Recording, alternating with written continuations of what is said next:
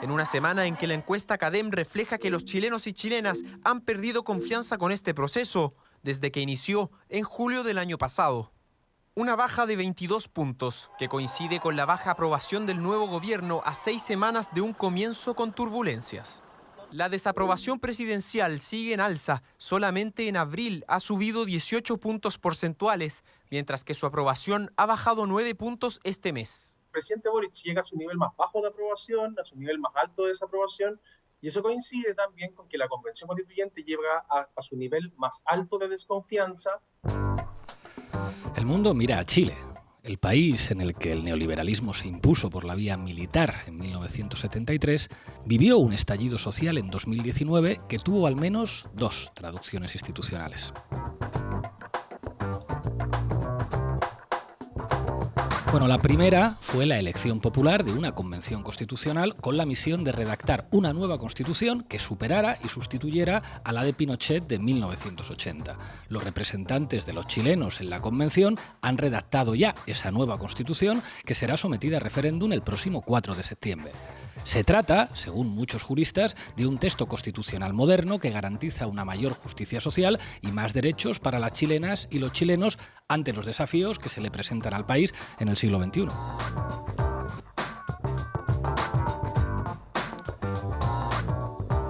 Bueno, la segunda consecuencia institucional de la crisis social fue la elección de Gabriel Boric como presidente de la República de Chile frente al candidato de la ultraderecha José Antonio Kast. Boric formó hace apenas 2 meses un gobierno con representantes de varios partidos políticos de izquierdas y de centroizquierda y también con figuras independientes. El gobierno ha planteado una agenda de reformas básicamente para racionalizar la organización administrativa del país, para asegurar la paridad de género y el reconocimiento de las diversidades sexuales, para garantizar el cuidado del medio ambiente, para mejorar los derechos laborales de los trabajadores y para el desarrollo de unos servicios públicos muy debilitados por décadas de dominio neoliberal. Y cabría decir que hasta aquí, pues todo normal, ¿no?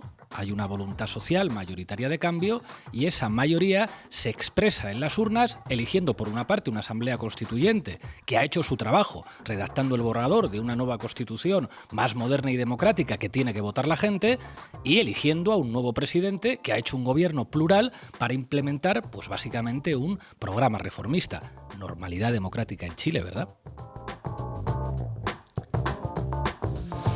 Pero hay amigos, frente a los cambios democráticos hay siempre una parte de la derecha y de la ultraderecha que tiene muchos problemas para aceptar el veredicto de las urnas.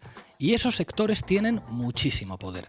Y lo cierto es que desde que Boric asumió la presidencia, la derecha y la ultraderecha de Chile están haciendo valer ese enorme poder para atacar con una agresividad salvaje al gobierno y a la Convención Constitucional que eligieron votando los chilenos. Quiero plantearles una pregunta. Cuando hablamos del poder enorme de la derecha y de la ultraderecha chilenas, ¿estamos hablando del poder que les dio las urnas? No. Hablamos del poder que da tener a la inmensa mayoría de los medios de comunicación trabajando a su servicio. Un veterano político chileno, poco sospechoso de radicalismo, el socialdemócrata Camilo Escalona, señalaba el otro día en una entrevista en la revista The Clinic a la derecha empresarial chilena como un actor que pretende anular al gobierno y decía, cito literal, ellos manejan los medios de comunicación y las imágenes que han generado del gobierno son tremendas. Bueno, hoy en La Base queremos conocer a los poderes mediáticos chilenos. Vamos a contar quiénes son los dueños de lo que ven, escuchan y leen millones de chilenas y chilenos y cuál es su modus operandi para debilitar al gobierno y a la convención que eligieron los ciudadanos. Bienvenidos y bienvenidas a La Base.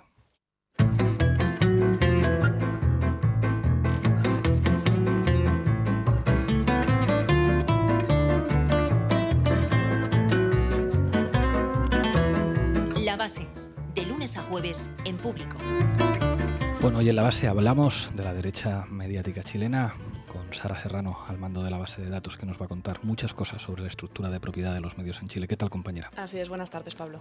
Nos acompaña Manu Levín, que hoy le ha tocado analizar medios y poderes mediáticos de otro país. ¿Qué tal, compañero? ¿Qué tal? ¿Cómo estás, Pablo? Hoy vamos a entrevistar al jefe de bancada del Frente Amplio, a Gonzalo Vinter, y vamos a contar en nuestra mesa de análisis con dos periodistas chilenos, con Camilo Espinosa de The Clinic y con Marcos Ortiz de El Ojo del Medio. Y para acabar, no podía faltar hoy la pizarra latinoamericana, con Alfredo Serrano trayéndonos análisis de Colombia, de la Cumbre de las Américas, de lo que está ocurriendo en Venezuela, y el machistómetre de Carla Galeote. Vamos con un programa cargadito, así que arrancamos, Lolo. La base de datos. Sara Serrano, buenas tardes, buenos días en Chile. ¿Qué tal, Pablo? Hoy quería hacer un mapa de los principales medios chilenos y de su estructura de propiedad. En primer lugar, es importante señalar que Chile es el país de América Latina con mayor índice de concentración de medios. Además, no tiene una ley de medios que garantice el derecho a la información libre y veraz. Una anomalía histórica de Chile respecto a otros países latinoamericanos era que en el mercado audiovisual los medios quedaron en manos del Estado y de las universidades. No fue hasta los años 90 cuando comenzó el proceso de privatización. La mejor política comunicativa es la que no existe, dijo el que fuera secretario de Comunicación del primer gobierno de la dictadura, Eugenio Tironi. Exactamente, una de las principales contradicciones de la restauración de la democracia fue la aceleración de la concentración de la propiedad de los medios. De este modo, en los años 90 se dilapidó el legado de la prensa que surgió como oposición al régimen de Pinochet en los años 80. ¿Y cuáles son los grupos mediáticos que controlan hoy lo que leen, ven y oyen los chilenos? Pues en prensa escrita hay un duopolio informativo entre dos grupos mediáticos. Por un lado está El Mercurio, al que también pertenecen Las Últimas Noticias. Este es el diario, El Mercurio, Ajá. Corrígeme si me equivoco, que publicó la portada de la marquesa Cayetana Álvarez de Toledo la semana pasada. Sí, el mismo. A El Mercurio también pertenecen La Segunda y un largo listado de medios regionales.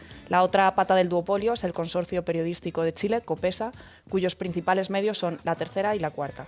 Entre ambos concentran el 80% de los lectores y casi el 90% de la inversión publicitaria en diarios de alcance nacional. Ambos grupos son medios que se ubican ideológicamente en la derecha, aunque quizás en el caso del Mercurio esta orientación sea aún más evidente. Este grupo mediático habla directamente a las élites económicas y políticas del país y cuenta con muchos columnistas de think tanks de derechas como de la Fundación Jaime Guzmán o de Libertad y Desarrollo, que es un centro de pensamiento ligado a la pinochetista Unión Demócrata Independiente y a otros sectores defensores de la dictadura. Es decir, para que yo lo entienda, el 80% de lo que leen los chilenos proviene de medios de derechas. Bueno, ¿y quiénes son los dueños de estos grupos mediáticos? Pues en el caso del Mercurio, el grupo pertenece a la familia Edwards, que ha editado los principales periódicos del país desde hace prácticamente un siglo. Es interesante recordar los orígenes de este grupo mediático para entender su oposición a la Constitución que prevé sustituir la de Pinochet. Hace 50 años el subdirector del Mercurio era Arturo Fontaine, que posteriormente sería nombrado embajador de Pinochet en Buenos Aires.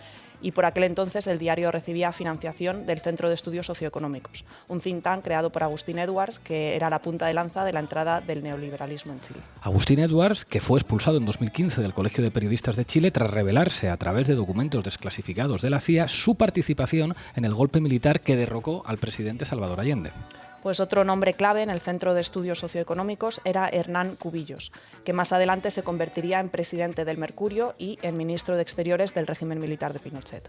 El Centro de Estudios estaba además detrás de la revista Política, Economía y Cultura, que orquestó una campaña de terror contra el entonces candidato Salvador Allende. Pues bien, hace solo unos meses el Mercurio creó Crónica Constitucional, un suplemento que aglutina voces contra la nueva Constitución. Dos de sus integrantes más visibles son Bernardo Fontaine, hijo de Arturo Fontaine, y Marcela Cubillos, hija de Hernán Cubillos. Es decir, que 50 años después son los hijos de los que allanaron el camino para impulsar la Constitución de Pinochet los que están orquestando la campaña contra la nueva Constitución democrática. Pues sí, además hay que recordar que la mayoría de los ejecutivos clave en los orígenes del Mercurio pertenecieron a la dictadura de Pinochet. El equipo asesor de Edwards en los más altos niveles incluía a 7 exministros y a 2 exsubsecretarios del régimen pinochetista. ¿Y quiénes están detrás de la otra pata del duopolio mediático de la prensa chilena, de COPESA? Pues sí, de COPESA el principal propietario es Álvaro Saillé, un empresario que hizo fortuna durante la dictadura de Pinochet y que preside Corp Group, uno de los principales grupos empresariales del país con inversiones en el sector financiero, en el sector inmobiliario, en el hotelero y en medios de comunicación. Según Forbes, Álvaro Saillé es la 4ª persona más rica de Chile. Además, el grupo Copesa cuenta en su equipo directivo con Sergio Castro o con Miguel Ángel Podujé, que fueron ministros durante la dictadura. Bueno, los vínculos del Mercurio y Copesa con la dictadura no se limitan a su afinidad ideológica, sino que también tienen bases materiales. ¿Qué quiero decir? Ambos grupos mediáticos evitaron la bancarrota durante la crisis de los años 80, ¿gracias a qué? Gracias a los generosos créditos concedidos por el Banco del Estado. Estos créditos nunca fueron pagados de vuelta. El Estado chileno perdió 27 millones de dólares en favor del Mercurio y la inyección de fondos permitió que Copesa fuera finalmente adquirida por empresas cercanas a la pinochetista Unión Demócrata Independiente. Bueno, ¿y cuál es la situación del mercado televisivo, Sara? Pues aunque en menor grado que en el caso de la prensa escrita, la concentración de propiedad también opera en las televisiones chilenas. Los 4 primeros canales, Canal 13, TVN, Mega y Televisión, acumulan el 94% de las audiencias e ingresos publicitarios. El canal privado Mega encabeza la industria desde el año 2014, se lleva el 33% de la audiencia y el 51% de los ingresos publicitarios. Este canal privado pertenece al grupo Betia, un holding de medios latinoamericanos que pertenece a Liliana Solari y tiene intereses en el sector inmobiliario, en el sanitario, en el transporte, en la cría de caballos y en la elaboración de vinos. Otro canal es el Canal 13, que está dominado por el grupo Luxic y es un canal de origen conservador, originariamente que estaba ligado a la Universidad Católica. El otro gran canal es Chilevisión, que actualmente es propiedad de Paramount, pero que ha pasado por manos de distintos multimillonarios, como el del venezolano Gustavo Cisneros o el también multimillonario y expresidente de Chile, Sebastián Piñera. Sebastián Piñera también era dueño de la aerolínea LAN y de muchos otros negocios y es de hecho una de las mayores fortunas de Chile, con un capital estimado de 2.700 millones de dólares allá por el año 2017. No sabemos si ahora tendrá un poco más o un poco menos. Esto lo decía la revista Forbes. En fin, multimillonarios en política. Fascinante. Y por último tenemos a TVN, el único canal de televisión público que existe en Chile, pero que no recibe dinero público y está financiado principalmente por inversores privados. Háblame, Sara, de la situación del espacio radiofónico. Pues una vez que se inició la transición democrática, las radios fueron privatizadas al 100% y pasaron a formar parte de conglomerados empresariales.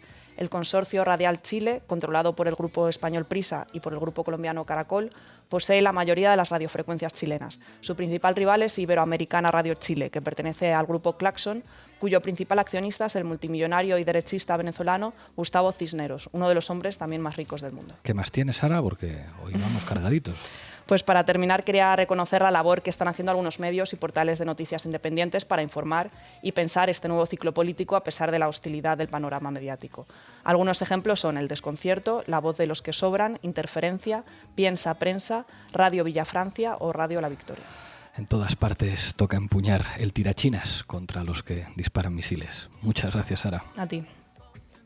Esta constitución como una constitución democrática con un gran sentido de autoridad, para que la democracia pueda mantenerse en un pie de autoridad, requiere que pueda actuar cuando se quiere destruir la democracia.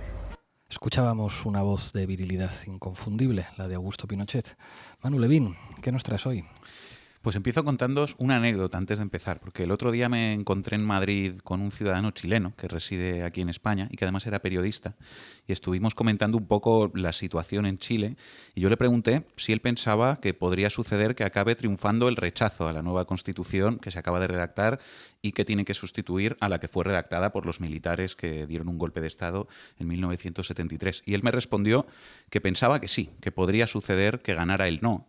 Y acto seguido añadió: el problema es que hay mucha desinformación. Ajá. Es decir, vinculó la posibilidad de que se aborte el proceso de cambio democrático en Chile con el problema de los medios de comunicación y la ofensiva reaccionaria que está teniendo lugar, en la que el poder mediático, al igual que sucede en España, es un instrumento clave.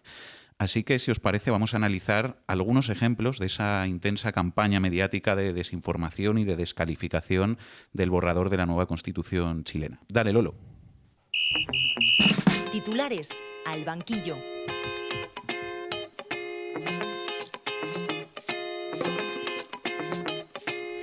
Bueno, para hacer hoy esta sección me he basado sobre todo en 3 fuentes. En varias notas publicadas en Interferencia, un medio digital independiente chileno, y en 2 cuentas de Twitter. Una cuenta llamada Ojo del Medio, que dirige el periodista Marcos Ortiz, que hoy nos va a acompañar aquí en la base, y otra cuenta llamada Mr. Wolf. Son 2 cuentas muy interesantes y súper documentadas. Se las recomiendo a todos los oyentes que tengan curiosidad en conocer cómo operan las grandes empresas de comunicación en Chile. que analizan de forma crítica titulares y cortes de televisión y de radio. Un poco lo que hacemos aquí en La Base, pero sobre los medios chilenos. Ojo del Medio, por ejemplo, ha recopilado varios titulares de las últimas semanas del diario derechista El Mercurio, que es uno de los que con más intensidad está protagonizando esta campaña contra el nuevo gobierno y por el rechazo a la nueva Constitución. Os voy a leer algunos. Idea de que solo el Estado provea derechos sociales desata controversia. Otro.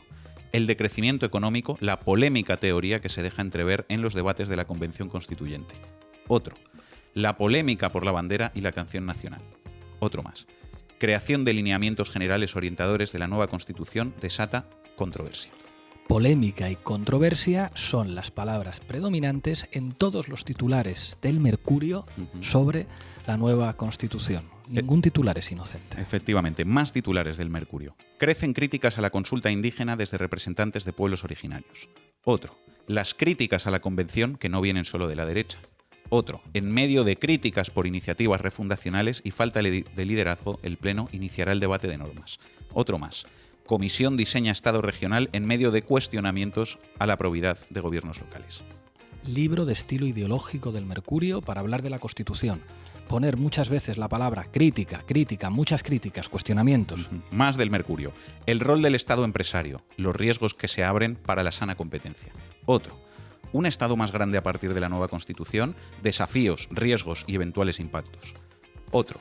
Los riesgos que se abren para la competencia y arcas fiscales. Un alto aumento de subsidios al funcionamiento generaría déficits públicos y además provocaría distorsiones al rol de los municipios y los mercados. Riesgos, muchos riesgos para la sana competencia, para las arcas fiscales, desafíos, impactos, déficits, distorsiones de los mercados. En fin, parece evidente que el Mercurio está en una campaña clarísima para desprestigiar la nueva Constitución. Pero hay que decirlo muy claro, esto que hace el Mercurio no es periodismo, es hacer política. Y estos serán solo algunos titulares, porque este diario también se ha llenado de editoriales y notas de opinión muy beligerantes contra el nuevo texto constitucional. Fijaos, se acaba la protección efectiva al derecho de propiedad en todas sus formas, se acaba la igualdad ante la ley, se acaba la unidad territorial del Estado, se acaba Carabineros de Chile, se acaba todo límite a la huelga, se acaba el sistema electoral imparcial, se acaba la aplicación neutra del derecho para introducir enfoque de género, se acaba el Poder Judicial independiente. Son algunas de las afirmaciones que se pueden encontrar en las páginas de opinión del Mercurio sobre la nueva Constitución. Lo del enfoque de género molesta a las derechas de todo el mundo. En fin, se acaba la libertad, chilenos, se acaba la cerveza, se acaba el fútbol, las alcantarillas van a dejar de tragar agua en Chile, dejarán de nacer niños con la nueva Constitución. En fin, parece que lo que no se acaba nunca, ni en España ni en Chile, es la desinformación y el periodismo mercenario que solamente busca defender los intereses de una minoría privilegiada, corrupta y con poco talante democrático. Una de las figuras que está contribuyendo a esta campaña por el rechazo a la nueva Constitución, lo mencionabais antes, es una vieja conocida nuestra aquí en España, que es la diputada y ex portavoz parlamentaria del Partido Popular, Cayetana Álvarez de Toledo, que ha estado de viaje en Chile este mismo mes de mayo. Una semana antes de su viaje ya había empresas de comunicación chilenas entrevistando a Cayetana. Fijaos, 1 de mayo, entrevista en La Tercera, diario del grupo Copesa. Cayetana Álvarez de Toledo, diputada española. La Convención debería constituir, no desintegrar en naciones o sistemas de justicia distintos. Y una vez allí, entrevista en El Mercurio. Titular: no solo se puede lograr el rechazo a este texto absurdo, sino construir una alternativa. Y entrevista en el diario Las Últimas Noticias. En portada. Titular: el proceso constituyente busca lo que divide a los chilenos. En fin, Cayetana Álvarez de Toledo y Peralta Ramos, 15ª marquesa de Casafuerte, con nacionalidad española, francesa y argentina, descendiente de una familia patricia argentina que tiene su origen en el virreinato español, descendiente de Francisco de Borja Álvarez de Toledo Osorio, de María Tomasa Palafox, de Francisco de Moncada, del conquistador español Blas de Peralta y del fundador de la ciudad de Mar del Plata, Patricio Peralta Ramos, viaja a Chile a decirles a los chilenos lo que tienen que hacer y que mucho mejor la Constitución de Pinochet. Igual es cosa mía, no sé qué pensáis, pero como que huele un poco a colonialismo, a puro colonialismo. El problema, Manu, es que hay quien sigue pensando que se puede ir a dar lecciones de democracia a los latinoamericanos desde la capital de la democracia plena del Reino de España. La verdad es que escuchando a la marquesa Cayetana se entiende un poco mejor por qué en Chile se habla de una perspectiva de colonial en los debates sobre la Convención Constituyente. Tienen bastante razón. La marquesa iluminando a los chilenos en la portada del diario Las Últimas Noticias, que también va cada día a golpear con todo a la nueva Constitución. Fijaos, 3 portadas más de este periódico. Marzo. Los trabajadores ya no serán dueños de sus ahorros previsionales. Abril. Detienen a una ex candidata constituyente por dejar neumáticos para barricadas en Plaza Italia. Mayo. Analistas comentan la caída de la confianza en la Convención Constitucional. Y otra noticia, entre comillas, de mayo en este diario. Estudio determina que Sistema Universal de Salud aumentará copago de prestaciones hospitalarias hasta en 146%. Y otra en la misma línea en el diario La Tercera. Informe revela que las listas de espera aumentarían un 40% si se termina con sistema de salud mixto. Ah, claro. Garantizar la salud universal en un país en el que el neoliberalismo pinochetista desmanteló los servicios públicos, lo que va a generar es que la gente pague más y tenga que esperar más. Y esto lo dicen sin reírse, en fin. Las últimas noticias, El Mercurio, La Tercera, compitiendo por ver cuál de las portadas es más amarillista, más descalificadora y usa más mentiras para tratar de socavar el prestigio de la nueva Constitución democrática. Quiero que veamos ahora algunos momentos de la televisión chilena. Uno de los programas matinales importantes en Chile es Contigo, que se emite en Chilevisión, que, como ha comentado Sara, fue propiedad del anterior presidente, Sebastián Piñera. Es un poco este programa como el espejo público de Chile, para que lo entienda la audiencia española. Es decir, un programa sensacionalista que habla mucho de inseguridad, de delincuencia, etc. Vamos a ver un momento en el que hablan en este programa de la nueva Constitución en lo que respecta al Cuerpo de Carabineros de Chile. De las policías de la Constituyente, este es el titular, a ver si lo desmenuzamos un poquito. Convención aprueba la desmilitarización de las policías, deberán tener enfoque de género y paridad en los espacios de toma de decisión. Primero, Francisco, hágase cargo del GC que tenemos. ¿Qué significa que Carabineros sea desmilitarizado? Yo tengo entendido que la pedilla lo es, ¿no? A ver. La respuesta directa y franca. No sé lo que significa. ¡Tan, tan! Se acaba esta sección. Sigamos con lo nuestro. La farándula. Pues efectivamente, sí, yo creo que mejor que sigáis con lo vuestro, porque podríais dedicaros a la farándula en lugar de embarrar y degradar algo tan serio para un país como los debates que se dan en la Convención Constitucional. Efectivamente, o sea, no sé qué le parecerá a quienes estén escuchando el programa, pero yo creo que el efecto que produce esto es el de banalizar, ridiculizar, infantilizar a la Convención Constituyente y confundir a la gente sobre los contenidos de la nueva Constitución. Es decir, al final lo que tiene es la capacidad de inocular un marco mental muy determinado en la audiencia, que es algo así como, a ver, ¿qué prefieres? ¿Lo malo conocido o todo este caos por conocer que es que no sabemos bien ni lo que es? La defensa del statu quo frente a la confusión y el desorden. Es que no tenemos ni idea de lo que significa esto, se dice en el programa.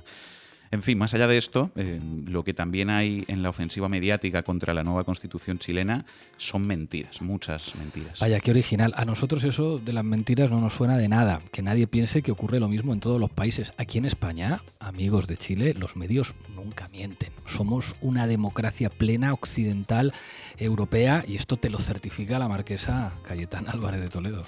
Precisamente estos días ha habido cierto revuelo porque han pillado a un senador derechista, Felipe Kast, difundiendo un vídeo manipulado del presidente de Venezuela, Nicolás Maduro. No te puedo creer que en Chile los medios también usan a Venezuela para atacar al gobierno y a la Convención Constituyente. O sea, no me lo puedo creer, está todo inventado. Nada nuevo bajo el sol. Este senador difundió un vídeo del año 2020, antes de que el pueblo chileno decidiera en plebiscito redactar una nueva constitución, en el que Maduro hablaba de Chile con motivo del 50 aniversario de la victoria de Salvador Allende. Este es el vídeo original. Que lo que sembró esa generación de Allende, ahí está en el corazón de la juventud, de la mujer, del hombre, del trabajador, del profesional, del estudiante en Chile. Un reverdecer de las ideas más justas que jamás se defendieron y que las llevó adelante. Así que es un despertar allendista. Le queda bien el rosa a Maduro, ¿verdad? Mejor que el negro. Bueno, Maduro hablaba aquí de la pervivencia del legado de Allende en las movilizaciones populares que sacudieron Chile en 2019, en un vídeo que, insisto, se grabó antes de que comenzara con ese plebiscito el proceso constituyente. Que cuando está diciendo esto Maduro, no hay convención constituyente en Chile. Por tanto, es imposible que se refiriera a eso y mucho menos al texto que se ha redactado. Bueno, pues ¿qué ha hecho este senador, Felipe Kast? Difundir este vídeo diciendo que Maduro estaba valorando ahora el nuevo texto constitucional y para que fuera más creíble directamente han manipulado la imagen del vídeo colocando con Photoshop detrás de Maduro la portada de la nueva Constitución chilena. Bueno, el diputado Felipe Cast se está ganando a pulso un apodo que ya se empieza a decir mucho en Chile, Fake Cast. Sí, ¿no? Fake Cast, efectivamente. Otro de los bulos que han difundido algunos medios y también algunos miembros de derechas de la Convención Constituyente es el que dice que con el nuevo sistema de pensiones públicas, según el cual los trabajadores en activo aportan una parte de sus salarios para pagar las pensiones de los jubilados, es decir, un sistema similar al que rige aquí en España, los trabajadores chilenos van a perder sus ahorros que van a ser expropiados por el malvado Estado.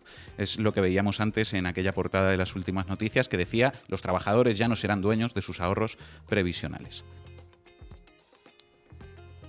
Con la nueva Constitución ya no habrá más herencias. Nos están advirtiendo, con el nuevo sistema de pensiones ya no seremos dueños de nuestros ahorros previsionales.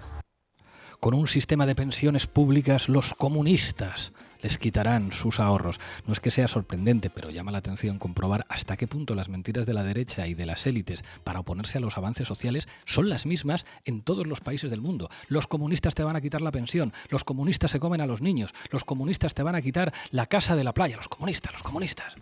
Bueno, quien difundía este bulo es un miembro de la propia Convención Constituyente que, lógicamente, defiende las posiciones de una derecha que, como no tiene mayoría para ganar las votaciones en la Convención y ni siquiera tiene una mayoría suficiente para bloquear, ha asumido como estrategia el boicot a la nueva Constitución. Otro momento que vamos a escuchar, este de la radio, Radio La Clave. El periodista Fernando Paulsen replica en directo a un tertuliano y le dice que lo que está afirmando es un bulo, esta vez sobre el sistema de justicia que prevé la nueva Constitución. Dejando de decir que el hecho de pertenecer a la misma ciudadanía, al mismo Estado, nos hace iguales. Ahora no, van a haber algunas personas, ¿cierto?, de una raza distinta que van a tener incluso un sistema judicial que es distinto. No porque alguna persona diga que no van a ser paralelos, si uno lee la ley o más bien la propuesta de convención como está actualmente, lo que vamos a tener es que frente al mismo delito, un sistema puede sancionar de una manera y otro sistema puede sancionar de otra manera. Acabas de decir una falsedad. Los textos que están aprobados hasta el día de hoy. Acabas de decir una falsedad. Perdona, Jorge. Solamente por en un acápite, lo que tú dijiste es totalmente falso. Es decir, no va a haber para el mismo delito una mirada distinta de la justicia ordinaria o de la otra justicia. Todo lo contrario. Fernando Paulsen es probablemente uno de los periodistas veteranos más prestigiosos de Chile y ojalá hubiera muchos más profesionales en las radios y en las televisiones que actuaran así y que fueran capaces de replicar en directo a un entrevistado cuando miente abiertamente. Por algo, Paulsen es un referente del periodismo no solamente en Chile, sino en toda América Latina. Bueno, quiero que escuchemos dos cortes de vídeo más para acabar. El primero, el periodista chileno Daniel Matamala explicando en televisión, en CNN Chile, un ejemplo concreto de desinformación, en este caso sobre la supuesta pérdida de autonomía del Banco Central con la nueva Constitución.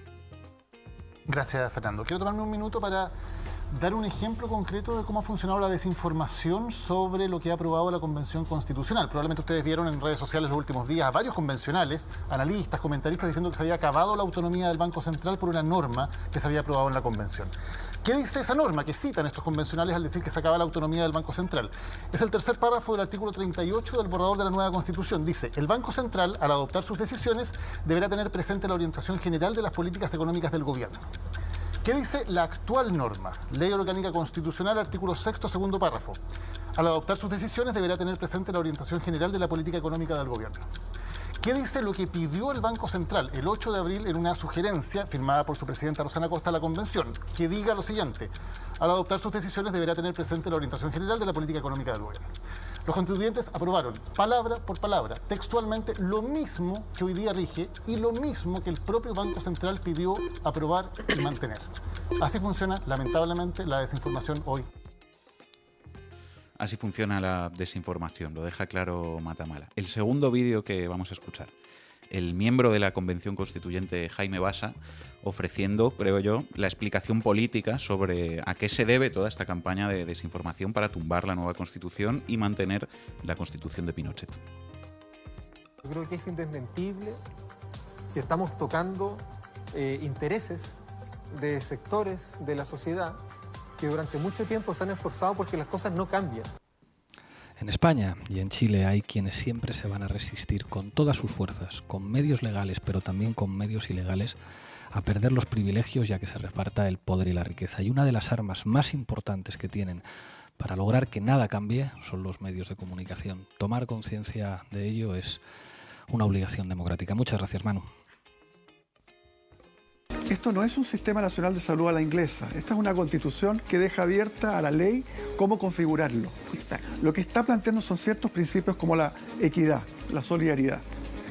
Y está además dando la posibilidad hoy día por recurso de protección no se puede exigir el derecho a la salud. Lo único que se puede exigir es cuando uno no lo dejaran elegir entre un sistema privado y público. Lo que haría inconstitucional crear el sistema británico en Chile.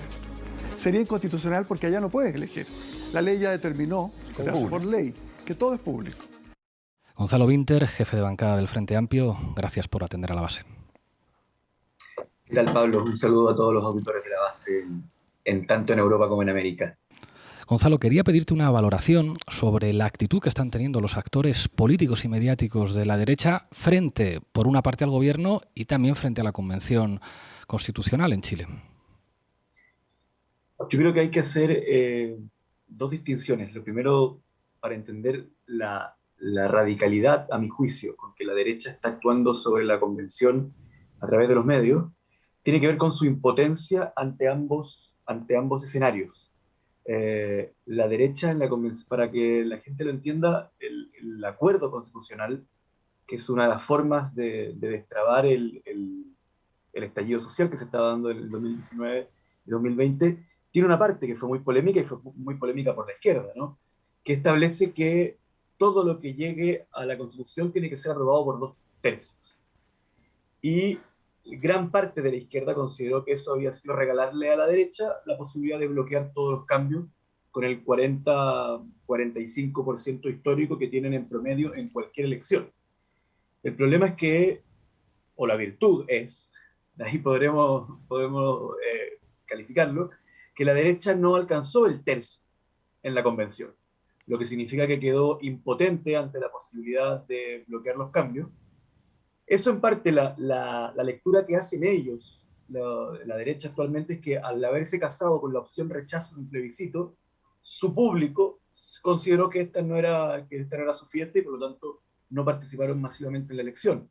Pero nunca habían estado tan impotentes ante una situación institucional en los 200 años de historia que conocemos. No digo que estén impotentes ante la situación del país en general, digo que están impotentes específicamente en la redacción de normas en la constituyente. Y por otro lado, el gobierno de Boric también tiene una particularidad histórica, ¿no? Que es que Chile tuvo, al igual que Colombia y que no tuvieron otros países de América Latina, una especie de pax neoliberal, ¿ya? Terminada la dictadura hay algo que nosotros llamamos abstractamente pacto de la transición, que no es realmente una reunión de dos personas en que pactan algo, sino que es una situación que se va dando, en donde, lo voy a decir de manera muy, muy simplona y burda, pero para hacerla corta, ¿no? En donde la izquierda renuncia al socialismo y la derecha renuncia a matarnos, básicamente. O dicho de otro modo, la derecha acepta la democracia y la izquierda acepta el capitalismo. Es la primera vez que gobierna un sector que desconoce el pacto de la transición. Porque José Antonio Kast desconoce el pacto de la transición, pero desconoce el pacto de la transición porque el pacto fue desconocido anteriormente por el renacimiento del Partido Comunista, el surgimiento del Frente Amplio y el surgimiento de las movilizaciones sociales que de nuevo ponían en jaque el modelo. Entonces vemos a una derecha que, a mi juicio, ante la impotencia que tiene en la vía institucional, tiene que salir con todo, en donde tiene mucho más de un tercio, que es en los medios de comunicación. Esto que dices es muy interesante. A propósito de un libro de alguien poco sospechoso de ser de izquierdas, de Eugenio Tironi, El desborde, en el que dice que habla de airbags como metáfora para entender cómo cayeron las instituciones tradicionales de cohesión social en el marco del estallido, pero hace una reivindicación del Estado, es decir, la fuerza del Estado chileno se ve precisamente en el estallido. Pero claro, esto que dices a propósito de la actitud de la derecha es muy interesante. Una derecha que pierde capacidad de bloqueo en la constituyente daría la impresión de que empiezan a no terminar de asumir la propia legalidad del Estado. O sea, el pacto del que hablabas es como, bueno, hay una serie de reglas que se pactan entre todos, ustedes renuncian a ser revolucionarios y nosotros dejamos de matarles y convivimos en el marco de la economía de mercado. Pero daría la impresión de que en este contexto, cuando las propias reglas de la democracia liberal perjudican a la derecha y el voto de los chilenos les deja sin una capacidad de bloqueo, daría la impresión como que ya no respetan tanto la legalidad liberal. A ver, eso nos lleva a tres discusiones. Primera, si Tironi es de izquierda. Yo creo que él podría sostenerlo, pero porque él es muy talentoso para sostener cosas. En segundo lugar, si es que la batalla mediática es un desconocimiento de la vía institucional. Que eso se lo dejo a la base. ¿Ya? Creo que excede mis herramientas intelectuales poder descifrar eso, porque, digamos, la batalla a través de los medios ¿está dentro de la cancha o está fuera de la cancha? ¿Son golpes con pelota en juego o son golpes con la pelota fuera de juego? Lo dejo abierto. Pero sobre la derecha y la forma en que se enfrenta la institucionalidad, esto nos lleva a cuestiones históricas muy profundas. Yo sé que los chilenos somos un poquito majaderos al hablar permanentemente de nuestra dictadura, del golpe de Estado, etcétera, y lo voy a volver a hacer, porque hay un elemento histórico que está estrictamente conectado con tu pregunta, que es sobre el 2022. Para el golpe se hablaba de la excepcionalidad chilena. Se decía que la idea de que un golpe de Estado pudiera instalar militares en el poder y echarse la democracia completa al pecho era algo que no podía pasar en Chile. Chile tenía un ejército profesional con un parlamento que llevaba más de 100 años funcionando ininterrumpidamente. Es decir, lo que le quiero transmitir, porque yo sé que esto se escucha en muchas partes del mundo, es que cuando Chile presenta esta imagen incívica de un gorila, digamos, fascista a cargo del Estado, al cual accede tirando bombas al Palacio de Gobierno, no es que haya sido parte de la evolución de Chile, sino que cuando eso ocurre, Chile ya tenía 100 años o 150 con Contraloría General de la República, Fiscalía, elecciones, bancadas, negociaciones, bancadas comunistas que hacía, llegaba a acuerdos con bancadas de derecha para el funcionamiento de la democracia, etc. Y de repente, se acaba todo. Entonces, la pregunta que siempre todos hacen, bueno, ¿era que todo lo anterior era una ilusión? ¿O era que en realidad Chile era un fondo, una hacienda, no sé cuál es la palabra que se ocupa en España? Y en realidad, cuando la República avanzó tanto que tocó las puertas del fondo, entonces el fondo dijo, mire, la República era una concesión para el patio del fondo. Pero la República no podía avanzar hacia la casa patronal, digamos. Y yo creo que esa es una pregunta a la cual nos enfrentamos hoy día. Sin embargo, hay algunos aspectos que son bien interesantes. Primero, yo creo que la derecha está muy dividida frente a este tema. Es verdad que su actitud a través de los medios ha sido radical, pero insisto, es una reacción a la impotencia nunca antes vista frente al gobierno de Boric y frente a la convención. Pero también hay una derecha que quiere decirle a los inversionistas que el milagro chileno no se ha terminado, porque básicamente viven de eso. Por lo tanto, el permanente intento de los medios de chavizar de alguna forma al gobierno de Boric, de nicaragüizar a la Convención Constitucional, hay un sector de la derecha que no le sale a cuenta. Porque porque si llega un inversionista y te dice yo quiero invertir dinero en tu país, lo mejor es decirle que no va a ser Nicaragua, sino que por el contrario, que puede hacer una buena inversión. Y ahí hay un conflicto muy, muy, muy grande. Recordemos además que la derecha también cambió mucho después del estallido social. Se vio adolorida. Gran parte de la derecha estaba ya muy seducida y muy tentada por el mito de Elwin en los últimos 5 o 10 años, el mito de la Pax neoliberal, el mito de que los acuerdos, de que el día que dejamos de agarrarnos a balazos, en realidad avanzamos como país, pero el estallido social los hace retroceder. Vemos por primera vez los chilenos algo que habíamos visto en otros países de América Latina, que es un resentimiento de derecha hacia la situación del país, algo que nosotros no conocíamos, porque el país era el resultado del proyecto de ellos. Y eso hace que terminen votando por Kast personas que 2 años antes de votar por Kast decían que era una persona demasiado radical, ¿cierto? Y que quebraba la convivencia pacífica del país. Y de nuevo, bueno, ustedes quebraron el pacto, ya no hay convivencia pacífica, entonces nosotros vamos con el más duro de los nuestros. Lo que sí a mí me parece muy interesante, y lo dejo al debate de ustedes, es qué pasa con los periodistas. Porque los periodistas no son, o sea, los dueños de los medios son banqueros, qué sé yo, transnacionales, ustedes lo saben, pero los periodistas no. Entonces, ¿cuál es el rol de ellos? ¿Dónde quedan? ¿Dónde está la independencia? ¿Dónde está yo tengo que impugnar al poder sin distinguir que en muchas ocasiones, y esto yo le he dicho y me metí en algunos problemas, la distinción de quién es David y quién es Goliat entre los medios y el poder político no es una discusión tan sencilla. Muchas veces usted dice, no, cualquier persona que tenga un cargo en el Estado es Goliat y cualquier periodista es David.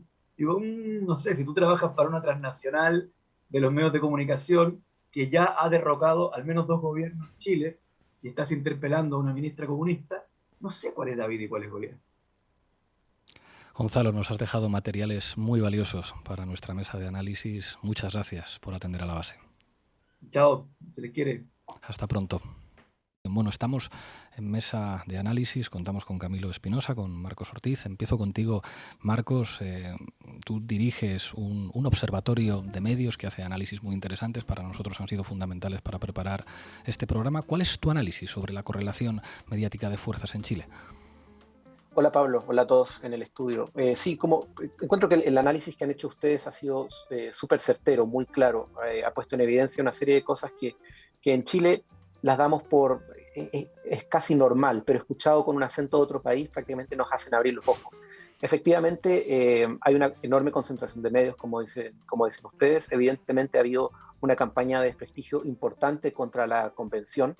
Creo yo, y tengo algún matiz de diferencia con la presentación que hacías tú al inicio del programa, creo yo que los ataques de los medios han sido mucho más duros contra la convención que contra el gobierno de Boric, en el entendido, de todas maneras, que ambas cosas van de la mano. Entonces, mientras uno baja, el otro también, y en el caso de que uno suba, el otro también. Son primos, son hermanos, podríamos decir de esta manera. Y los recortes de diarios, los extractos de televisión, creo que dejan bastante en evidencia este tratamiento que han dado algunos medios, particularmente los de la cadena El Mercurio, hay que decirlo. Veíamos el diario El Mercurio, que es el gran diario de referencia del país, ¿no? Y su brazo farandulero, digámoslo así, Las Últimas Noticias. Este tabloide que le dio inéditamente una portada a la Marquesa Cayetana, un diario que se dedica a hablar de modelos, a hablar de futbolistas, a hablar de chismes, y que una vez a la semana pincha como una avispa con estas noticias políticas que tienen enorme llegada en la población que no consume medios de la élite. En ese sentido creo que el análisis que hacen es súper cierto, y de aquí al 4 de septiembre, que es la fecha del plebiscito de salida, no queda más que esperar que esto va a ir increciendo. Es difícil pensar que va a ser de otra manera. Camilo. A ver, yo partiría señalando algunos elementos que son bien interesantes. Marco recalcaba el punto del Mercurio y su faceta y su visión respecto a la convención, lo cual es muy cierto, ¿cierto? El papel que ha jugado el Mercurio ha sido absolutamente contrario, pero también hay que entender que de pronto los grandes medios de comunicación, su negocio actualmente no es tanto la lectoría o la audiencia, sino que tiene que ver más que nada con la influencia. ¿Ya? El Mercurio hoy día, bueno, y algo que está pasando en todo el mundo, la prensa escrita en general está en absoluto retroceso. Antes la Tercera, o el grupo Copesa, tenía una serie de medios de comunicación impresos que salían, que tenían alcance nacional, y todos esos se han ido cerrando en los últimos 3, 4 años, y se ha ido concentrando todo en la Tercera, ¿cierto? Con distintas secciones de nicho, en fin, pero si uno empieza a evaluar, de hecho, también comentaron en algún momento que Álvaro Sayé era la cuarta persona más rica de Chile, y ciertamente esta crisis de los medios de comunicación escritos lo ha afectado, porque en el último ranking Forbes que salió este año ya está sexto, o sea, está perdiendo, lo que lo debe tener obviamente con el orgullo muy herido en este momento, o sea, perder algunas posiciones en el ranking Forbes. Entonces, partiría con esa visión. El negocio de estos medios de comunicación, que son los más importantes, no tiene tanto que ver con lectorías, sino que justamente en influencia, y lo vimos por ejemplo en ese fragmento de un matinal de televisión, que ¿qué es lo que hacen? Justamente leer los titulares del Mercurio, La Tercera, claro,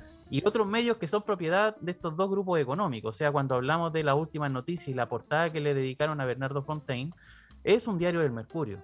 Cuando analizamos, por ejemplo, qué ocurre con otros medios de comunicación, que pueden ser no sé, pienso yo, el vespertino La Segunda, que es un diario que sale por la tarde, que analiza, digamos,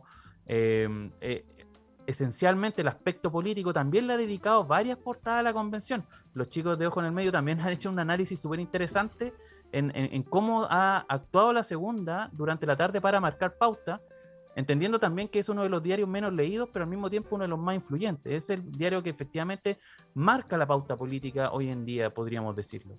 Y sin embargo, ese es un diario del Mercurio también. Entonces, esa es la forma en que opera. O sea, si uno ve Chile, no es que aquí existan dos medios de comunicación, el Mercurio y La Tercera, sino que existe en verdad una gran cantidad de medios, pero cuando uno empieza a ver quiénes están detrás de esos diarios, radios o incluso canales de televisión, te vas a dar cuenta de que aquí tenemos una concentración. Entonces, una concentración que podríamos decir invisible, pero que obviamente está fragmentada hacia distintos públicos. Sara. Sí, Boric fue elegido con la tarea histórica de eliminar el que supone el último vestigio de la dictadura, que es la Constitución pinochetista. Pero citando a Camila Vallejo, que decía en una entrevista reciente, la derecha muchas veces tiene mucha más conciencia de clase que la izquierda, no se va a quedar de brazos cruzados ante este intento de acabar con la Constitución pinochetista. Yo quería preguntaros si podéis explicar a la gente que está escuchando el programa desde fuera de Chile en qué se está concretando la ofensiva de la derecha política, la derecha mediática, contra el gobierno elegido en las urnas y también contra el trabajo de la convención. Cualquiera de los dos.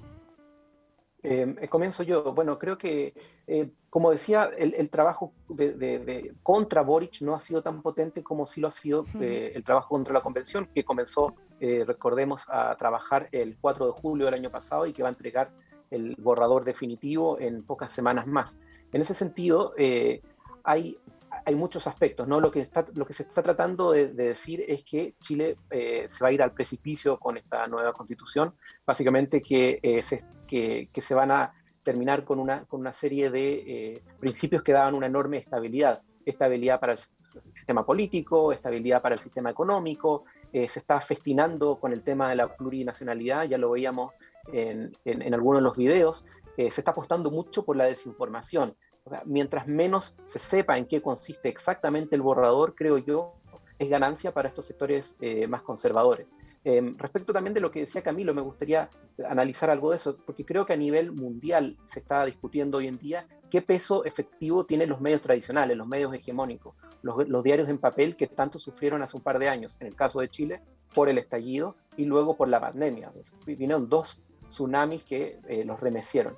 Y efectivamente, como bien dice Camilo, si bien los niveles de lectoría son menores, el poder que tienen para influir sobre la agenda de otros medios es potentísimo. Recordemos, por ejemplo, el diario El Mercurio publica en Santiago, pero 2 o 3 de sus páginas son copiadas idénticamente en la cadena de diarios que se publica a lo largo del país. En el caso de La Tercera, por ejemplo, muchos de sus periodistas participan en programas de radio matinales, en las radios de las que son dueños del consorcio, replicando también parte de ese contenido. La pauta de las radios se hace muchas veces leyendo esos diarios, lo mismo con lo de la televisión, e incluso los medios digitales independientes muchas veces se cuelgan del contenido que aparece en estos medios tradicionales hegemónicos para tener su propia pauta, rescatando algunos elementos que le son más cómodos. Para responder, para terminar la pregunta de Sara, sí, el ataque es en distintos frentes y como decía previamente, creo que solamente va a aumentar en la medida que nos acerquemos al plebiscito de salida. Camilo. A ver, yo al igual que Marcos, también separaría cómo actúan los medios de comunicación frente al gobierno y frente a la convención. Partamos con el gobierno. Podríamos decir que el gobierno llegó con un programa que establecía ciertos cambios, ciertas modificaciones importantes, teniendo por lo menos para este año como objetivo esencial la elaboración y eventual aprobación de una reforma tributaria, ¿cierto? Que realizaba varios cambios en la estructura tributaria chilena. Y esa era, digamos, la idea o la mentalidad con la que llegaban al gobierno, ¿cierto? Como un objetivo único, central, donde hay actores importantes. Por ejemplo, el ministro Mario Marcel, el ministro de Hacienda, es una figura clave en esta transformación. Sin embargo, la agenda de discusión, la agenda mediática y también la agenda política, hoy en día no la tiene el gobierno. Hoy en día la tiene justamente, podríamos decir, lo que son las ideas de derecha en términos de planteamiento. Hoy en día, ¿qué son temas importantes en Chile? La inflación, la delincuencia, el narcotráfico, el problema de la Araucanía y la macrozona sur. Entonces, cuando el gobierno quiere implementar su programa, de pronto se encuentra con que, bueno, al parecer la urgencia está fuera de agenda, de la claro. ciudadanía, al menos expresada en las encuestas de opinión, y también, obviamente, que funciona como comparsa de estas encuestas, lo que son los medios de comunicación, funcionan y estructuran un ambiente, un escenario en donde el gobierno se tiene que mover, claro. Y hasta ahora efectivamente ha dado tropiezos, ha tenido problemas, seguramente también influida por la propia experiencia, ¿cierto? La ministra del Interior, Isquia Siche, ha sido blanco justamente de críticas importantes. Le intentaron presentar recientemente, esta semana, una acusación constitucional que al parecer no tiene ninguna viabilidad, pero están operando ahí. Esto dicen, es para que lo entendamos. Bueno, nosotros queremos sí o sí instalar la idea de que la seguridad... Camilo, la audiencia de fuera de Chile, esto sería como un impeachment. Exactamente, sí. Okay. Una acusación constitucional es una suerte de impeachment que pasa por la Cámara de Diputados primero y posteriormente el Senado opera justamente como una especie de jurado para tratar de sacarla. Pero no tiene ninguna viabilidad ya de... Claro, o sea, que tiene un carácter simbólico porque no tiene números la derecha para echarlo. O sea, entiendo que es una iniciativa parlamentaria de tipo simbólico para generar una discusión en torno a Isquia Siches y tratar de desgastarla, pero que no tiene ninguna viabilidad. Es como cuando se presenta aquí una moción de censura simbólica, ¿verdad? Exactamente, Okay. sí. Incluso sectores de derecha ya le dieron la espalda a esa misma acusación. Entonces es como algo que ni siquiera ellos mismos se la creen en ese sentido. Entonces me parece que el gobierno tiene un problema en el sentido de que no es capaz de instalar su agenda política, no es capaz de instalar los temas de discusión que quiere plantearle al país, y eso ha sido, digamos, al menos el gallito que se ha visto en estos primeros meses de gobierno. Y por otro lado, lo que es la convención, la derecha llegó con dos almas, podríamos decir, con dos caras a enfrentarse a este proceso. Por un lado, lo que se ha llamado en términos mediáticos la derecha dialogante, ¿cierto? Una derecha que quiere influir, que quiere instalar normas, que quiere plantear, pero lamentablemente esa derecha ha sido, digamos, derrotada por una derecha que llegó, digamos, con una postura más ideológica a la convención, con una postura de desacreditar desde un principio la labor de la convención, y esa campaña, ese refuerzo, digamos, ideológico, político, que ha tenido obviamente el acompañamiento de todo el aparato mediático del cual ellos, digamos, son parte, ha dado fruto, yo diría, desde febrero en adelante, que es justamente cuando en la convención se comenzaron a discutir las normas constitucionales. Es decir, primero tuvimos un periodo de instalación que duró algo así como 6 meses, entre julio y enero, febrero digamos, del año pasado y de este año, donde se discutieron, digamos, el reglamento, cómo va a funcionar la convención, cuál va a ser la estructura, en fin. Y ahí en general hubo una luna de miel entre lo que es la ciudadanía, los medios y la misma convención, salvo un caso que fue un caso bien problemático para el prestigio de la convención, que es el caso de Rodrigo Rojas Bade, que fue un convencional que fingió tener cáncer, salió electo, digamos, con ese discurso, con ese relato, y que posteriormente se descubre, ¿cierto? El diario La Tercera quien destapa esta situación de que él finalmente no padecía cáncer, y eso desprestigió, digamos, en general a este organismo, ¿cierto? A la convención entera. Y esa situación, digamos, fue obviamente aprovechada por la derecha para apuntalar, apuñalar a la convención, y cuando comenzó el proceso de discusión de normas constitucionales entre febrero y abril de este año, lo que tuvimos fue justamente una caída en la popularidad de la convención y tocando intereses particulares. Es decir, aquí lo que se hizo en términos de discurso fue decir a usted, el ciudadano de a pie, lo que está discutiendo la convención le va a afectar. Y eso en distintas partes. A mi juicio, lo que ha sido más efectivo ha sido el tema de las pensiones, porque la idea, por lo menos, de la convención es estructurar un sistema social de pensiones, ¿cierto? Un sistema mixto que se componga por lo que son las cotizaciones individuales de los cotizantes, pero al mismo tiempo también por un sector público mucho más presente, y el fin de lo que son las AFP. Y sin embargo, eso ha sido obviamente retrucado por la derecha, y por los sectores, yo diría, más reaccionarios también de la sociedad, que han, digamos, planteado que aquí lo que se va a hacer es expropiar, nacionalizar o estatizar los fondos individuales de pensiones que a muchas personas, ¿cierto?, le han costado toda una vida ahorrar. Y ese es el discurso, digamos, y ese discurso está dando resultados, y hoy en día tienen, por lo menos en términos de aprobación, en términos de las encuestas de opinión, a la convención bastante mal, digamos, de cara a un proceso que se empieza ahora y que es el que rescataba Marcos, que es que, bueno, ya tenemos el borrador. Hoy en día, antes de que empiece la campaña, que yo creo que va a ser un momento bien duro, y posterior a estas comisiones finales, que son las de normas transitorias, armonización y de preámbulo, lo que vamos a tener acá es un proceso educativo.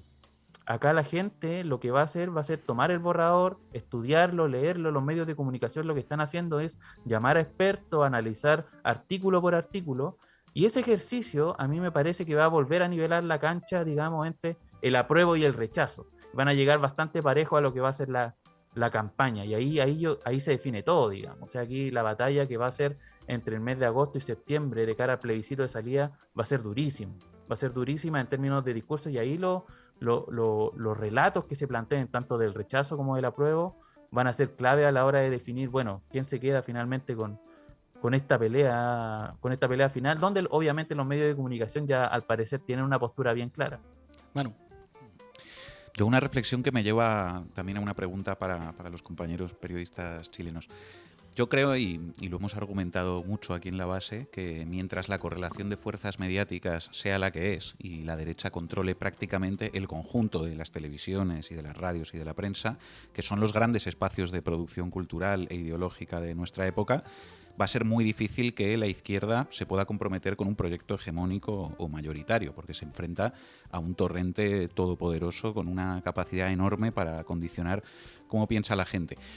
Eso tiene una salvedad, que es cuando se producen momentos de quiebra de las agendas mediáticas como resultado de la movilización popular, como sucedió en España en 2011 con el movimiento 15M, o en Chile en 2019 con el reventón social, que es lo que creó las condiciones de posibilidad seguramente para que 2 años después Boric pudiera ganar las elecciones, y también para que haya una convención constituyente.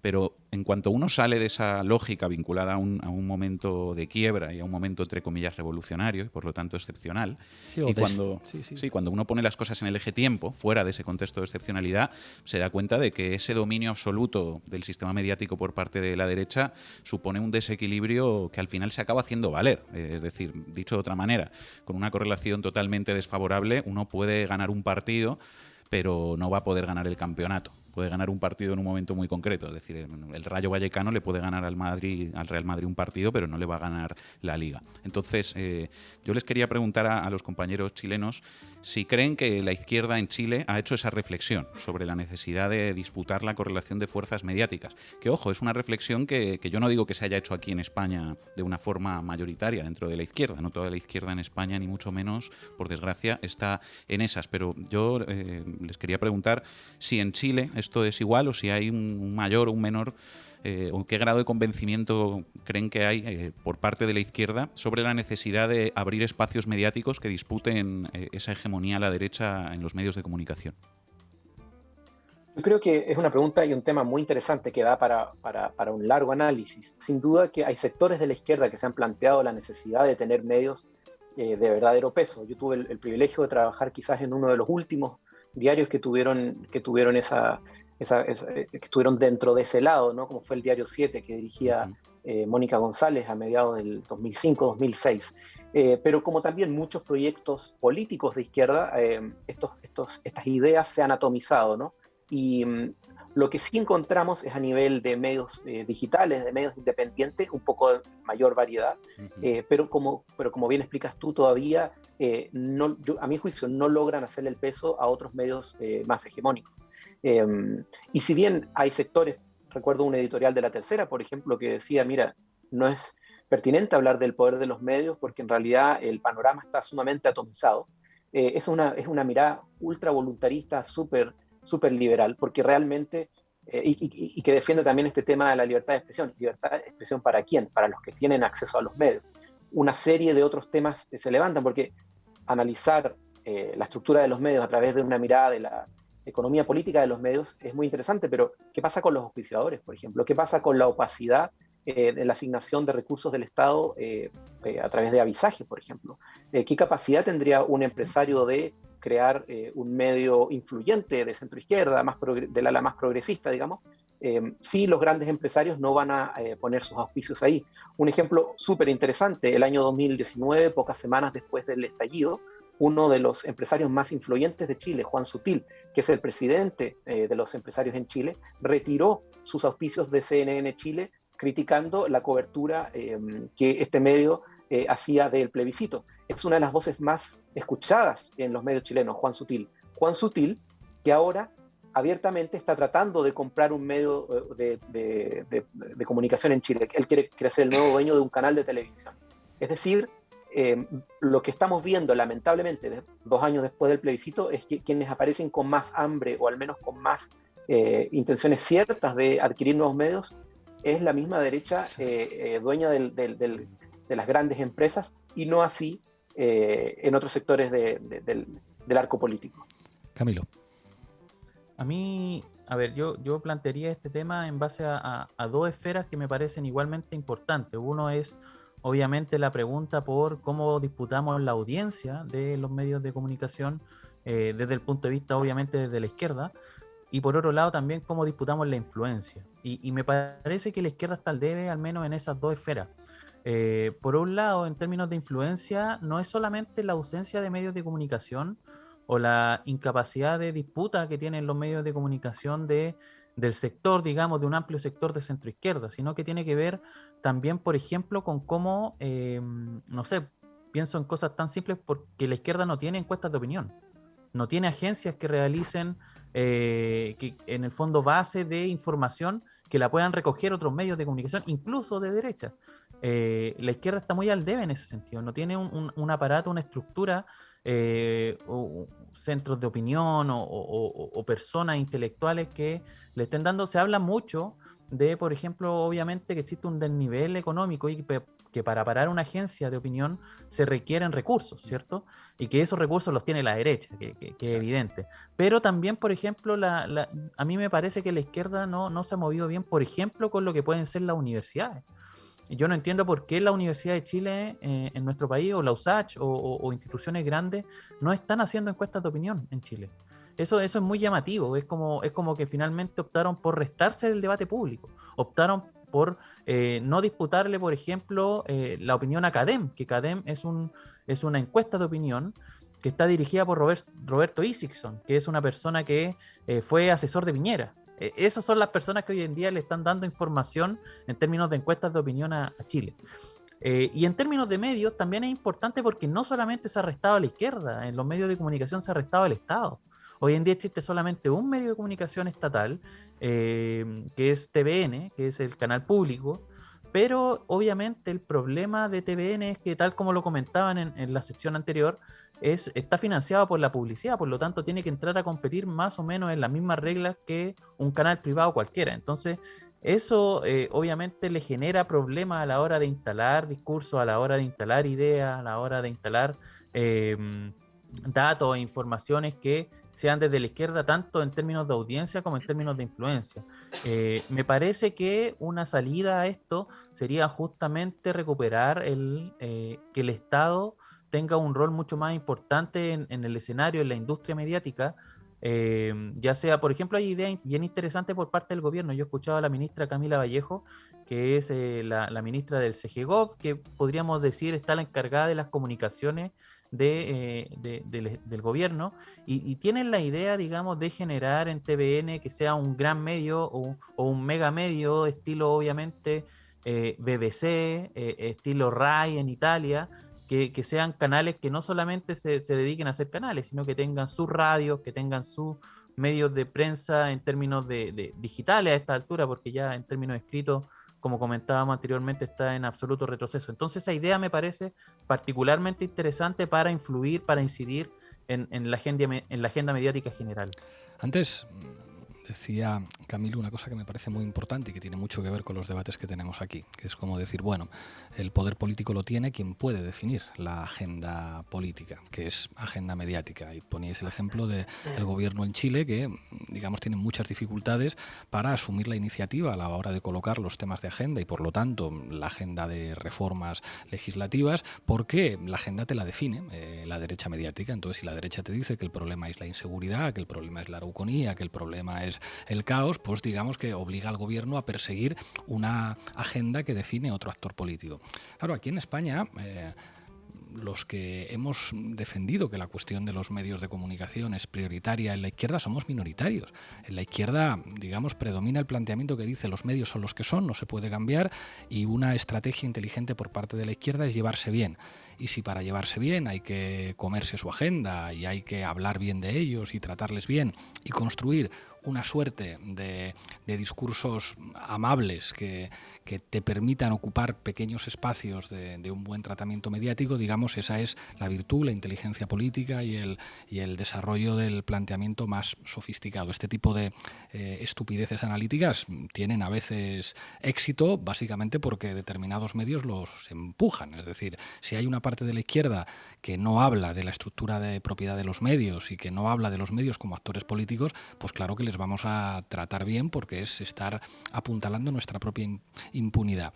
Pero además de este análisis, yo tengo la sensación de que en los últimos años se ha perdido algo que era una agenda de reformas políticas que implicaran pues hacer traducciones legislativas a lo que significa el derecho a la información. El famoso debate sobre los 3/3.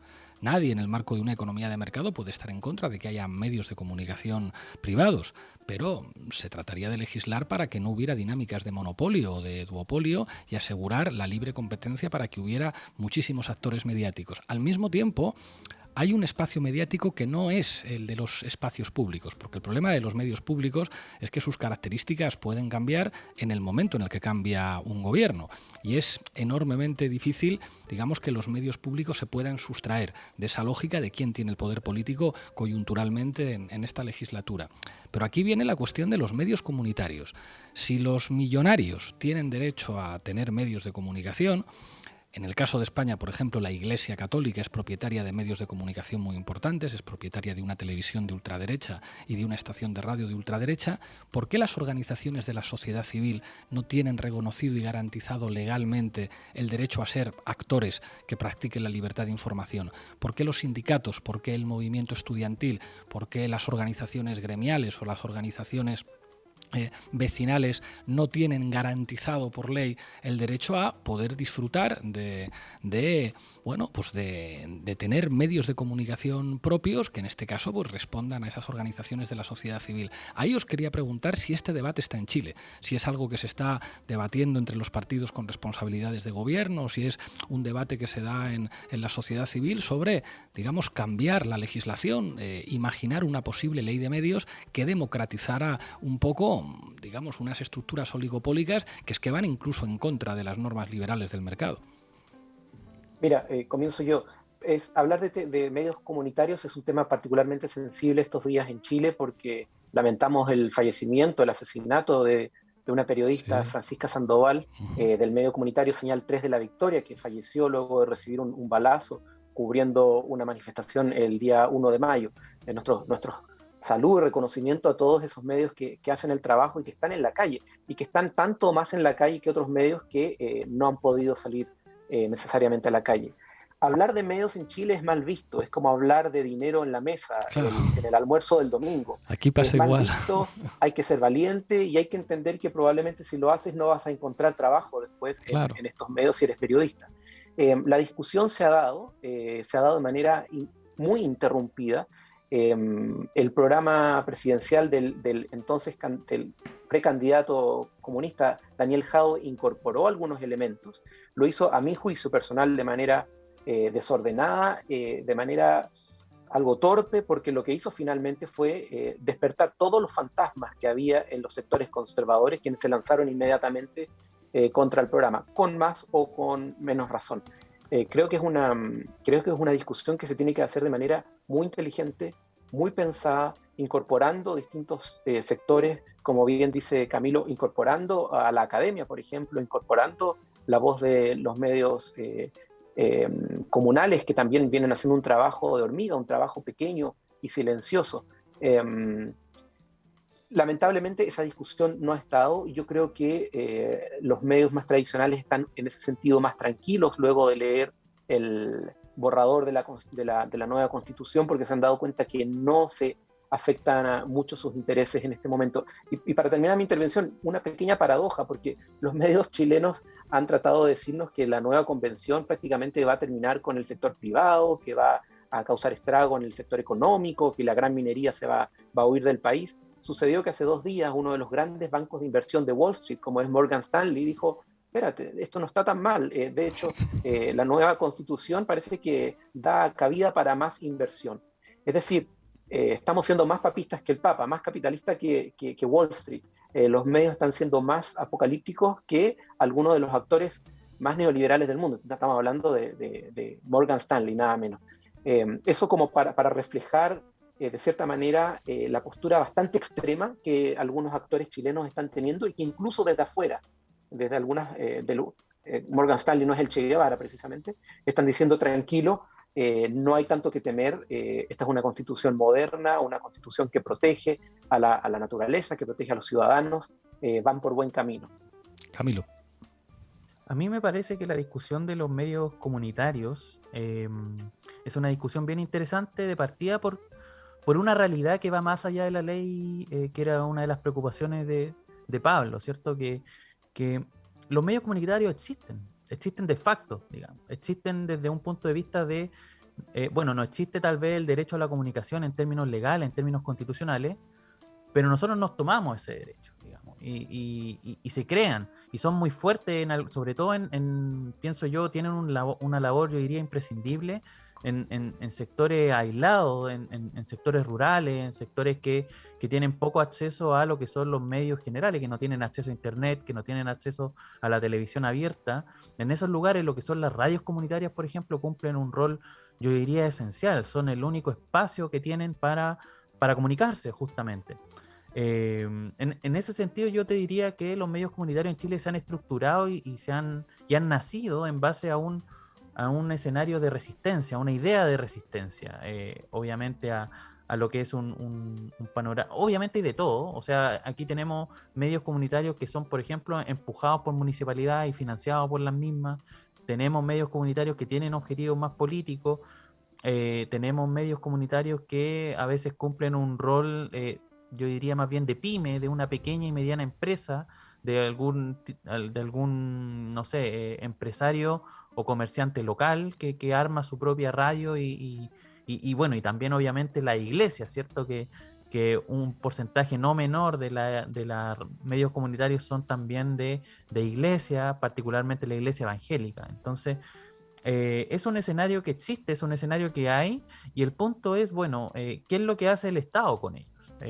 Y esa es una discusión que yo te diría no se ha abordado de la mejor manera. Marcos citaba, por ejemplo, esta discusión que hubo en primarias entre el candidato Daniel Jadot y Gabriel Boric. El candidato Daniel Jadot tenía una idea de estructurar lo que él denominó un Consejo Ciudadano de Medios de Comunicación.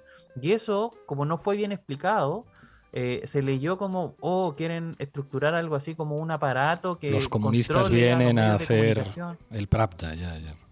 Exactamente, sí, un aparato represor. Esa era al menos la idea, cómo se interpretó.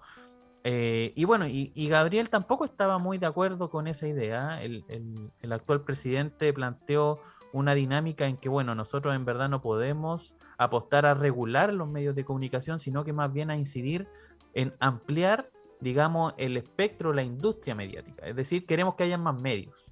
Y eso deslizaba hasta cierto punto en que el Estado también ocupe un rol de financiamiento, porque obviamente como los medios comunitarios existen, pero existen de una forma, yo te diría, precaria.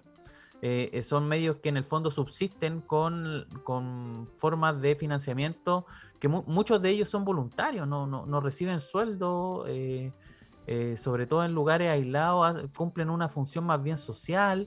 Los quienes tienen, digamos, fines más políticos, derechamente no reciben un sueldo porque no es su trabajo, digamos, o por lo menos no lo entienden como un trabajo. Entonces, hay un elemento ahí que no está bien claro de que, bueno, queremos que existan más medios, pero bueno, aquí lo que hay que hacer es repartir algo que ha sido el fomento de la concentración de medios en Chile, que es la torta publicitaria. Y eso se mantiene hasta hoy en día. Hace poco, esta semana, de hecho, el Consejo para la Transparencia sacó un informe bien interesante sobre cómo se repartió la torta publicitaria del Estado, no solamente a nivel del aparato central, sino que también a través de sus distintos organismos, Cernatur, que es el encargado de turismo, en fin, cómo en el fondo distribuyeron la plata a los medios de comunicación para hacer publicidad. Y nos encontramos con los mismos nombres de siempre. O sea, el principal financiado, beneficiado de toda esta torta fue el Mercurio. Estamos hablando de una torta que son 70.000 millones de pesos, que algo así, para llevarlo a euros, 78 millones de euros, y que el Mercurio se lleva algo así como el 12%. Entonces, y el resto lo empezamos a ver y son los mismos nombres de siempre. Radio Claro. Bio Bio, Cooperativa, los canales de televisión, Copesa. Entonces los beneficiados finalmente terminan siendo los mismos de unos recursos que yo creo, cortándole una colita a ese enorme presupuesto, un pequeño fragmento, ya financiamos, le damos un punch importante a todo lo que son los medios comunitarios. Marcos Ortiz, periodista en El Ojo del Medio, Camilo Espinosa en The Clinic, muchísimas gracias por acompañar a La Base hoy. Hasta pronto, amigos. Gracias a ustedes. Y ahora, Lolo, necesito que me pongas un tango. La pizarra latinoamericana con Alfredo Serrano. ¿Qué tal, Alfredo? Se va notando el frío en Buenos Aires. Te veo con sudadera con capucha una vez más. Aquí no me des en tanta Madrid envidia, no seas malito. ha llegado la primavera y porque no nos ves de cintura para abajo, pero vamos todos en pantalón corto. Pronto voy a estar por allá, por Zahara de los Atunes, y te voy a dar muchísima envidia, Pablo. Seguro que sí. Bueno, háblame de Colombia. Anoche tuvisteis un conversatorio, un debate muy interesante en Twitch de La Pizarra, con figuras muy interesantes de la política colombiana, pero también de Argentina, de Chile, de España. Estuvo el presidente Zapatero. Háblanos un poco de lo que va a ocurrir en Colombia y de si es posible que efectivamente Petro gane en primera vuelta. Sí, estamos muy cerquita y se nota la tensión. Se van dando ya incluso los cierres de campaña en las ciudades más importantes del país. Y sobre todo empieza la gran batalla de encuestas. Me imagino que te suena y tanto. Claro. A medida que se acerca la encuestas con carácter performativo. Justamente, además, a modo de primicia, ya te anticipo que mañana viernes y el sábado van a salir 3 grandes encuestas y una de ellas va a hacer una pirueta mortal con triple salto, tirabuzón y todo, porque va a colocar a el tercero, hasta ahora en discordia, que es una suerte de candidato a lo Donald Trump, un alcalde de una ciudad importante de Colombia, lo va a colocar en segunda posición, muy cerca de Gustavo Petro, y yo creo que es la intencionalidad de algunos grandes medios de comunicación que financian estas encuestas, que lo que pretenden es ver si probando con el tercer candidato achica la brecha tan grande que tiene hoy en día Gustavo Petro respecto a sus perseguidores. Pero esto hablaría, es probable. Alfredo, digamos, de un reconocimiento del fracaso del uribismo como alternativa política, o sea, el hecho de que en el último momento apuesten por una candidatura tan distinta. Tanto es así que el domingo pasado el semanario más uribista del país, que marca, como veníais hablando, la agenda política, Semana, parecía de brazos caídos. Intentó hace 2 semanas con una suerte de los cuarteles, hablando de los militares, tienen miedo a una victoria de Petro, y la semana pasada salió un poco casi rindiéndose a la evidencia de que Gustavo Petro es la centralidad política en Colombia, y frente a ese potencial fracaso, como tú bien remarcas, hay un intento de ver si el tercero en discordia es el candidato que podría forzar una segunda vuelta para derrotar a Petro. Ya lo intentaron con el centro, el famoso centro inexistente en Colombia y en muchos lugares de América Latina, con Sergio Fajardo, Partido Verde, exalcalde de Medellín, y él está muy lejos. También lo intentaron con Ingrid Betancourt, ¿no? Víctima de un secuestro importante, y procuraron con todo el aplauso mediático. Tampoco puede ser, porque hoy en día, eso sí, la política colombiana gira en torno a Petro, a lo que representa. Ayer José Luis Rodríguez Zapatero lo remarcaba, porque él había estado recientemente con él a solas en privado y nos contó algunas cosas interesantes. Y una de las cuestiones más relevantes era cómo encarna el cambio, cómo es más allá de un eslogan, que es lo interesante, ¿no? Un poco esto que dice Lakoff de los marcos profundos, ¿no? Verdaderamente va más allá de un marco superficial. Y Gustavo Petro, el pacto histórico, la candidatura de Francia Márquez, que también lo comentamos ayer mucho, hoy en día representa algo muy auténtico, que yo creo que es un paso hacia adelante. Si va a ganar o no en primera vuelta está difícil de saber, porque está muy cerca. Ayer también la propia campaña de Gustavo Petro, en palabras de Armando Benedetti, un senador más santista que petrista, pero que se ha acercado a última hora, planteó que los resultados internos de su encuesta le dan 48%, es decir, estaría muy cerca del 50%. de esa victoria que, como tú bien dices, requiere el 50% más uno. Así que sí, interesante las reflexiones de ayer, un poco de Álvaro García Linera también en el conversatorio que tuvimos respecto a cómo veía que Gustavo Petro incluso había dado un paso hacia adelante en materia progresista desde la perspectiva del feminismo y desde la perspectiva del ambientalismo, algo que le costó mucho a la izquierda latinoamericana del inicio del siglo XXI a subirse a ese carro. Y eso también me parece que Gustavo Petro es otra bandera, es un abanderado de esas dos dimensiones que hoy en día yo creo que requerían también respuestas por parte del progresismo. Así que veremos, a ver, y muy atento, Pablo, a la cuestión electoral. No nos podemos olvidar de la cuestión del potencial fraude electoral. También Zapatero ayer nos dijo que estaba tranquilo con la misión de la Unión Europea, que está encabezada de hecho por un español del Partido Socialista, y que está con ganas de que no pase nada extraño. Y ojalá, yo soy más incrédulo que él, se lo dije, dado que la Unión Europea tampoco fue un ejemplo en las elecciones en Bolivia, y ojalá reaccione y rectifique el error histórico que cometió en Bolivia, porque no hay que fiarse en absoluto de la OEA, que es otra de las misiones electorales tradicionales, cómplices de cualquier tipo de golpe o de violación de la democracia. Habrá que estar atentos. Bueno, háblanos del último capítulo de la telenovela de la Cumbre de las Américas en Los Ángeles. Ponnos al día. Es imposible hacer spoiler, porque no tenemos ni la más remota idea qué va a pasar en los primeros días de junio en Los Ángeles. Lo que es cierto es que fue el tiro por la culata, efecto boomerang. Es decir, Biden pretendía excluir a 3 países, a 3 gobiernos de 3 países en la Cumbre de las Américas, y yo me atrevo a decir que a día de hoy han salido más reforzados esos 3 países que si Biden no hubiera dicho o hubiera intentado hacer lo que está intentando, que es excluirlo de la Cumbre de las Américas. Y en ese sentido, la clave es el rol protagónico valiente de Andrés Manuel López Obrador, presidente de México, que sigue casi cada día en sus mañaneras planteándole de frente al presidente de los Estados Unidos. Hay que recordar la frontera que tienen en común tan grande, y sin ningún tipo de titubeo sostiene que no iría, que no va a ir, que además no solo no va a ir él, sino que empiezan a haber cada vez más y más gobiernos que no estarían de acuerdo en asistir. Xiomara Castro, la presidenta de Honduras, ha sido clarísima, Luis Arce en ese mismo sentido. Muchos países del CARICOM, de Centroamérica, están en esa misma línea, y yo creo que es el fiel reflejo de la disputa geopolítica que vive hoy en día América Latina con Estados Unidos. Y por último, Venezuela. Estados Unidos ha levantado parcialmente algunas sanciones porque necesitan el crudo venezolano en el contexto de guerra en Ucrania, y parece que se está retomando el diálogo entre el oficialismo y la oposición en Venezuela. Cuéntanos.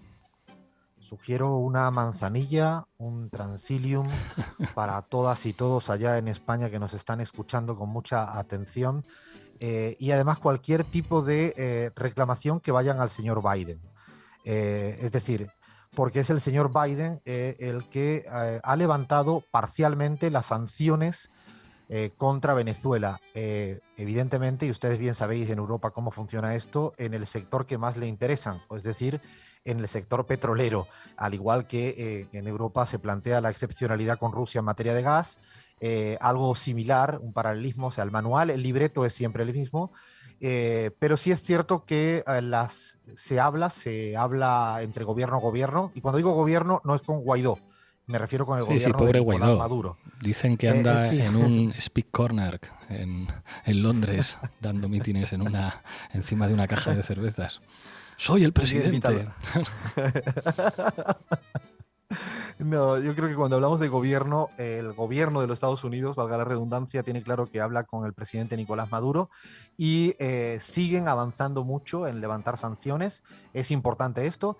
Y además ha habido también un aplauso por parte del Departamento de Estado, incluso el canciller mexicano Marcelo Ebrard, de que se retomen el diálogo entre el gobierno y la oposición.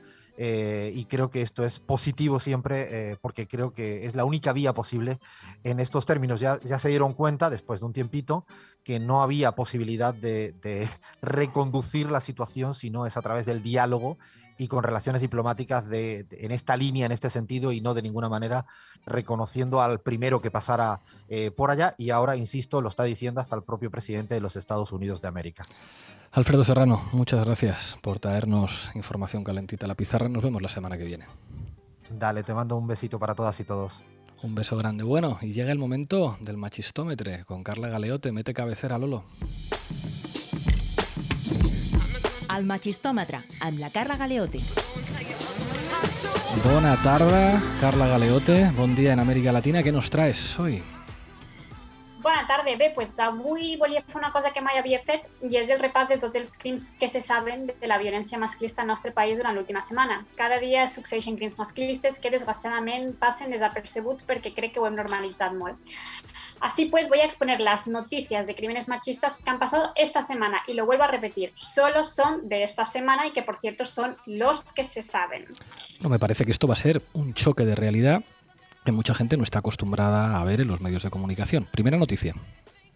Cito titular: condenado a 11 años de cárcel un hombre que por secuestrar y violar a su expareja en Girona. La audiencia de Girona ha condenado a 11 años de cárcel a un hombre acusado de secuestrar, pues como he dicho, a su expareja en Girona, llevarla en coche hasta un descampado de Mollet del Vallès, que está cerca de Barcelona, y violarla el 23 de enero de 2020. El agresor, que era su expareja, citó a la víctima para, entregarle algunas pertenencias, como él ha dicho, y tomar algo. La recogió en su vehículo junto con una amiga y tras dejar a la amiga en el trabajo, continuaron el trayecto los dos solos. En dicho trayecto, el agresor salió de Salt, que es la ciudad de Girona, para llevarla a una gasolinera y dejarla encerrada en el coche mientras la víctima no podía escapar. Más tarde logró escapar y en ese momento fue cuando fue alcanzada por el acusado, que ya está sentenciado, que la agarró por detrás, la tiró al suelo, la golpeó y luego la cogió por el cuello para que no gritara, diciéndole: haré contigo lo que quiera y luego te dejaré aquí abandonada y me iré. La fiscalía pedía 20 años y 4 meses, pero ha sido condenado a 11.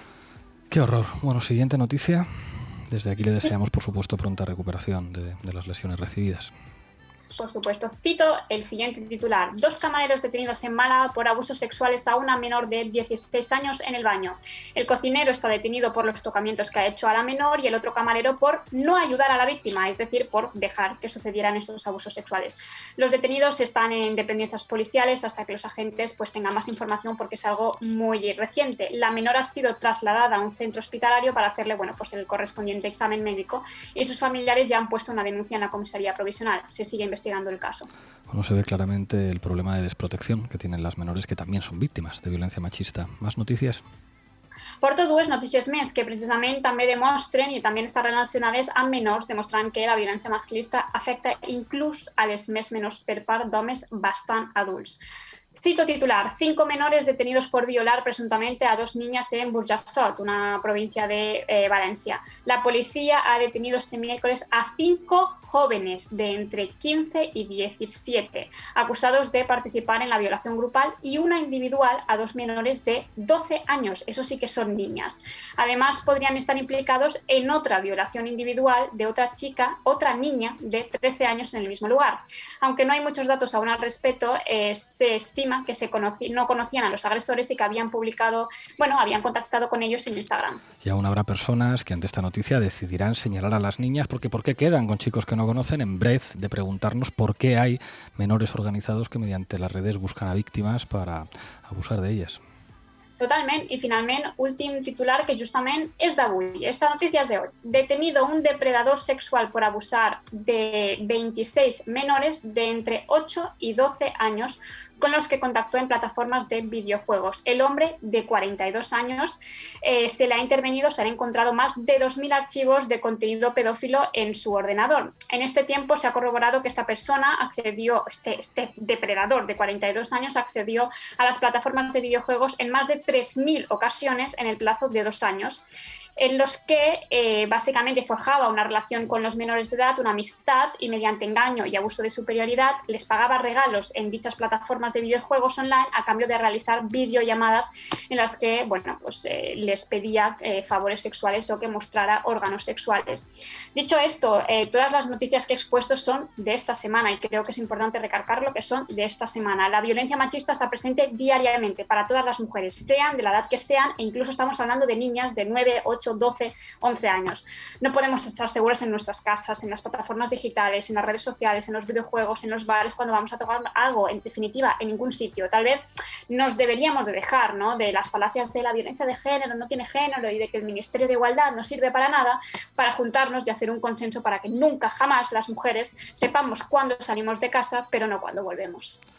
Muy buen trabajo, compañera. Hasta la semana que viene. La semana que viene. Bueno, llegamos al final del programa. Hoy queremos terminar con un trapero chileno, Pablo Chili. El tema se llama Aburrido y es en colaboración con Quilapayún. Hasta la semana que viene.